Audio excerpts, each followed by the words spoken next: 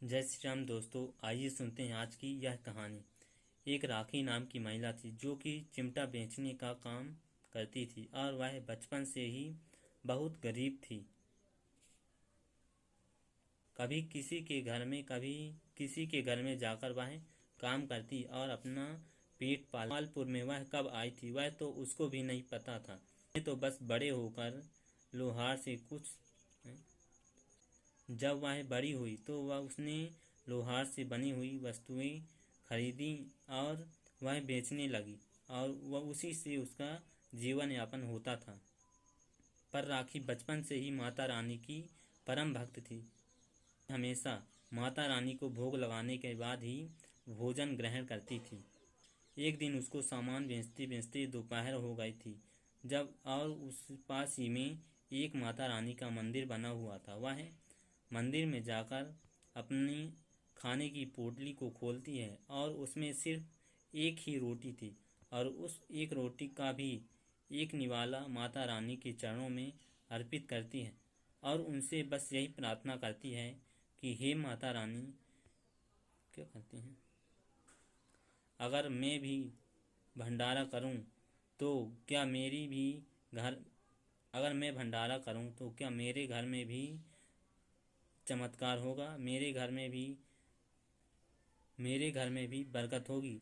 ऐसा मैंने लोगों से सुना है कि जो लोग भी माता रानी का भंडारा करते हैं उनके घर में बरकत आती है। पर मेरे पास तो कुछ नहीं है और मैं बस आपकी कृपा से करूँगी दावत, अगर कर सकूँगी तो। उस दिन माता रानी की कृपा से उसकी अच्छी खासी बिक्री हुई थी, जो कि अन्य दिन से बहुत अच्छी थी। राखी का घर मंदिर के समीप ही था। जब रात हुई तो वह सोने ही जा रही थी कि अचानक उसे मंदिर से कुछ आवाज़ आई और वह मंदिर में जाकर देखा तो जब उसने मंदिर में जाकर देखा तो वहाँ कुछ चोर माता रानी के आभूषणों को चोरी कर रहे थे। तभी राखी ने सभी गांव वालों को चिल्ला चिल्ला कर वहाँ शोर मचाकर सभी गांव वालों को बुलाया और उन चोरों को पकड़वा दिया और इन सब से गांव वाले खुश हुए। फिर दूसरे दिन अगले दिन वह रोज की तरह ही अपना सामान बेचने गई और जब शाम को घर वापस आई तो उसके घर के बाहर एक वृद्ध औरत बैठी हुई थी और वह तब राखी ने उनको देखा और उसने पूछा कि हे माँ, आप कौन हो और यहाँ कैसे आई हो। तब उस वृद्ध औरत ने कहा कि हे बेटी, तुम एक तरफ मुझे माँ भी बोलती हो और कहती हो कि तुम कौन हो। उस राखी ने कहा कि हे हे माता, आपके बच्चे कहाँ हैं। फिर उस वृद्ध औरत ने कहा कि मेरा तो यह सारा जगत ही बच्चा है। कहा कि क्या तुम्हें उस वृद्ध औरत ने कहा कि क्या तुम मुझे इस रात अपने घर में रुकने की इजाज़त दोगी, क्या अपने घर में शरण दे सकती हो। तब राखी ने उस बूढ़ी अम्मा को अपने घर में उस बूढ़ी अम्मा को शरण दी और रात को खाना बनाकर उन्हें भोजन भी कराई। और जब सोने का वक्त हुआ तब वह जो भी सुबह अपना सामान बेचने से पैसा इकट्ठा किया था वह पैसा एक गुल्लक में डाल रही थी। तभी उस बूढ़ी अम्मा ने देख लिया और कहा, बेटी, यह पैसे का क्या करोगी। तब राखी ने कहा कि इन पैसों से मैं माता रानी का भंडारा कराऊंगी।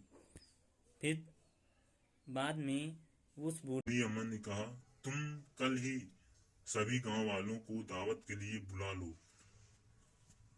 और माता रानी की कृपा से सुबह होते ही राखी ने सभी गांव वालों को दावत के लिए बुलाया और उसने जब मंदिर में चोरी होते हुए उन चोरों को पकड़वाया था तब से गांव वाले उसके ऊपर बहुत ही खुश थे और सभी गांव वाले वहां दावत के लिए आए और सभी ने पेट भर खाना खाया और वे खाना खाते समय यह बोल रहे थे कि यह भोजन तो ऐसा लग रहा है जैसे कि माता अन्नपूर्णा स्वयं भोजन बना रही हूँ। यह बात राखी ने भी सुनी।